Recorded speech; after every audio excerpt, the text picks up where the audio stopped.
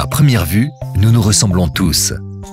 Mais si l'on y regarde de plus près, l'on constate que chacun fait sa vie différemment, en fonction de ses besoins et souhaits personnels. Comme Thomas et Sarah, par exemple. Ils sont mariés et ont 2 enfants. Thomas travaille à plein temps, Sarah à mi-temps. Lorsque Sarah travaille, elle met ses enfants à la crèche. Pour Thomas et Sarah, une couverture financière s'impose afin que leurs enfants ne manquent de rien en cas de coup dur.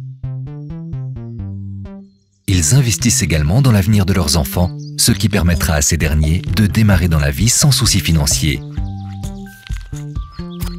Lara mène une autre vie. Elle est célibataire et n'a pas d'enfants. Elle exerce la profession de graphiste et fait du sport pendant ses loisirs. À la fin du mois, elle a toujours assez d'argent. Elle souhaite donc épargner pour l'avenir. Elle aura peut-être sa maison un jour.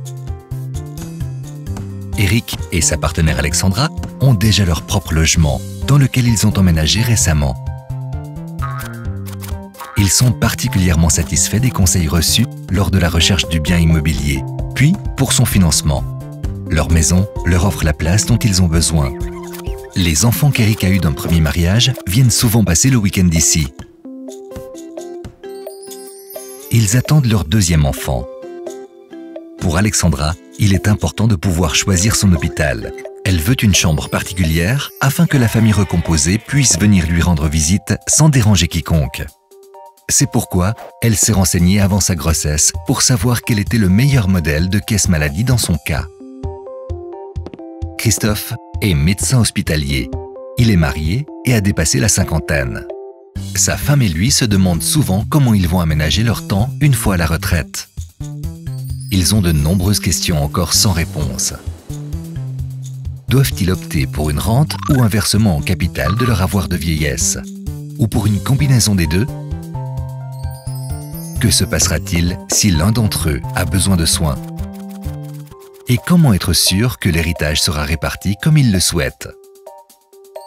Les voisins de Christophe sont déjà à la retraite. La maison de famille est devenue trop grande pour Marc et Guylaine.